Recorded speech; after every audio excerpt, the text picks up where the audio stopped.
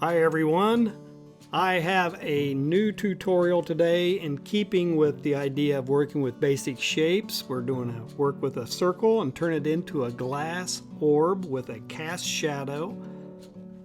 This is a quick tutorial. It's a practice tutorial, a study, something to do just to keep improving and developing your visual vocabulary, working with the stages and states of watercolor that we have worked with in all my previous tutorials, and just developing that hand, that sensitivity to making everyday objects look correct. Not necessarily photographic realism, but correct enough that a viewer's eye will say, hey, that's a nice looking glass orb. So everybody wants to say that. Let's get started. Let's sketch this piece up. We'll find the big shapes, try to get the shapes correct first. Again, just kind of structurally build that circle that ultimately you'll find the big shapes, the reflection shapes inside the circle, and that's what will be giving you your guidance and guidelines for how to work with the color and the shades and the highlights. And we'll get that sketched up, and then we'll start color blocking. As with all my other videos, 3 stages: color blocking, saturation and contrast, and then detail and structure.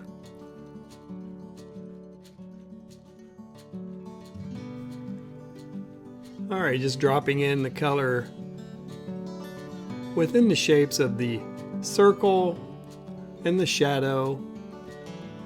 Fairly saturated color on both of them.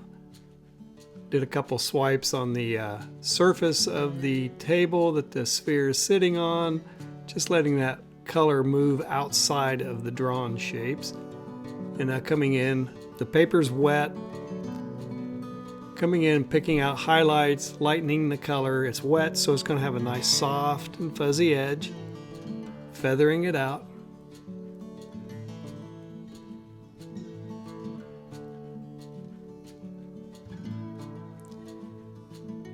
Have a little shade mixed in with that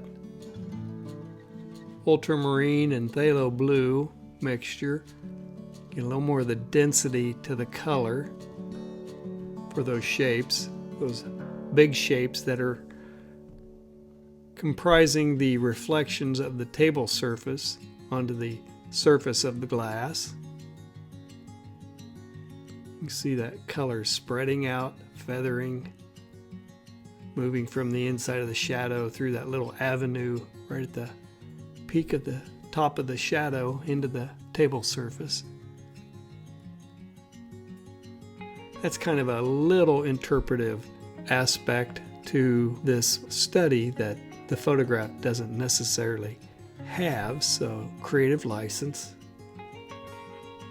I'm moving a little bit ahead of stage 2. I'm doing a little stage 3 work there, a little structural edge work. It's still very damp, so these colors are definitely spreading.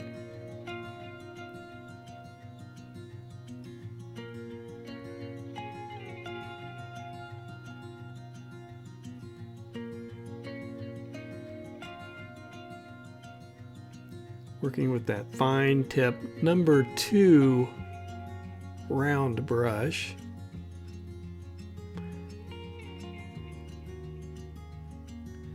And my orb might be just a little squashed.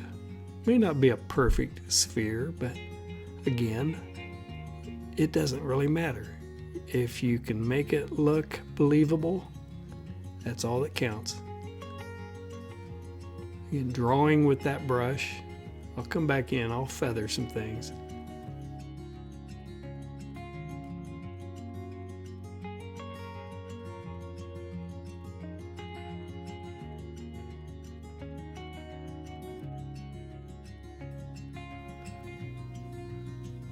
Alright, now adding a ultramarine blue glaze on the top of that orb, softening it out, feathering it. So cooling it off a little bit. That was a pretty heavy phthalo blue initial wash, so I'm dropping a little ultramarine blue into it.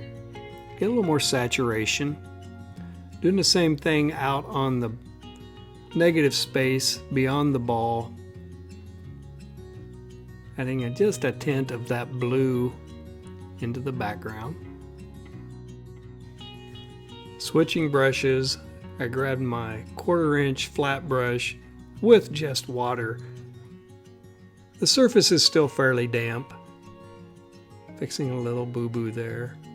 Coming in, picking out highlights, finding those brighter spots on the surface of that glass orb. It's not perfect white, but with the contrast right there, that bluish, lighter color reads as a highlight, even though it still has a tint of blue to it. As with reflections, I mentioned this in previous videos, the refractions and the reflections video, reflections kind of are elongated distortions of whatever's being reflected onto the surface of the surface of the glass. More contrast right down there at the base. Still wet, it's spreading. You can see the little color leaking out past the edge of the orb. It's because everything's still very wet. So I'm bouncing around just trying to find some dry spots where I can add some contrast and some structure.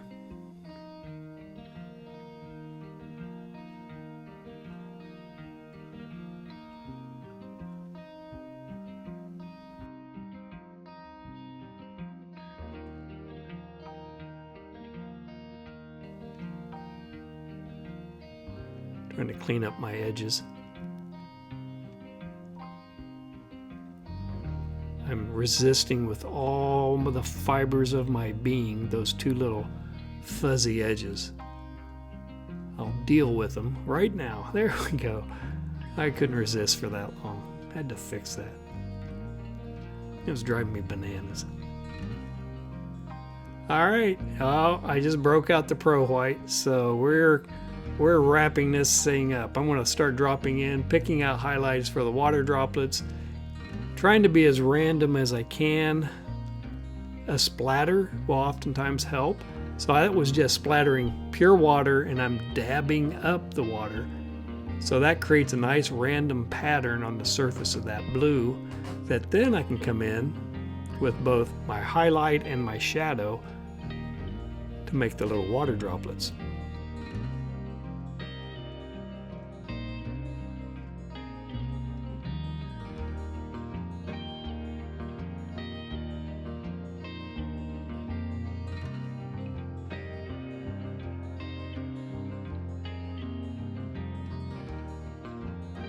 A little more color complexity up in that upper area.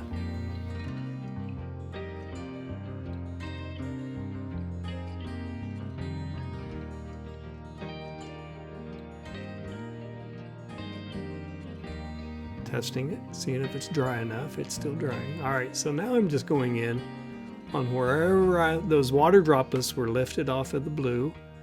I'm just doing little crescent shapes on the lower right of each one of those little circles.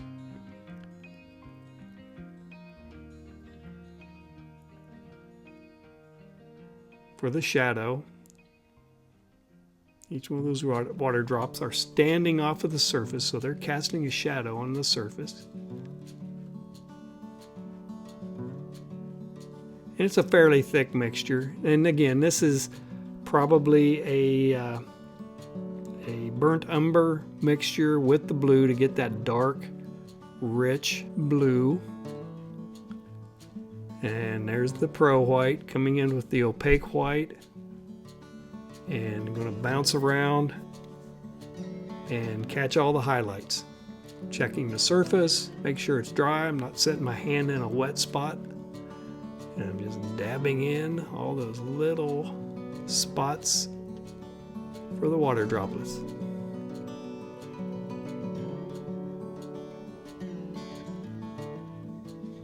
Again, the trick to that is not to be too much of a repetitive pattern. It has to have a randomness to it for it to read right.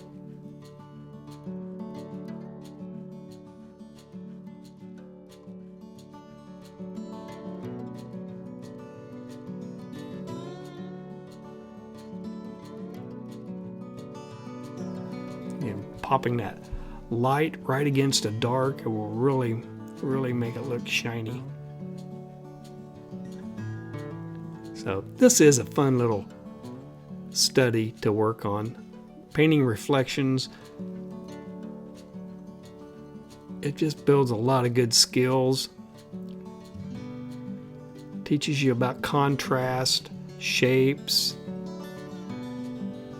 gradients, you know, everything you're going to need to know and get good at is represented in painting something like this little simple little study of a glass sphere.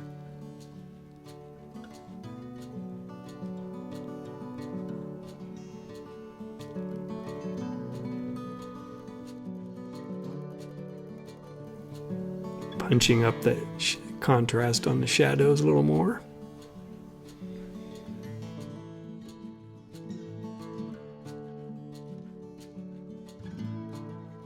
This is a fun little exercise and does a lot of good for your skill sets. So work on it, do several of them, practice it, try different colors, try multiple colors, see how that goes. But in this case, it was one color. And there it is, all completed in its wonderful glory, its glass and reflection glory. Yay! Hey, if you like this tutorial, if you found it useful, you learned something from it, give me a like, hit the subscribe button. I do hope your skills are developing and you're getting better at all of the various stages and states of watercolor. But keep practicing, it will get better. Pretty soon you'll be creating glass orbs with the best of us. See you in the next video.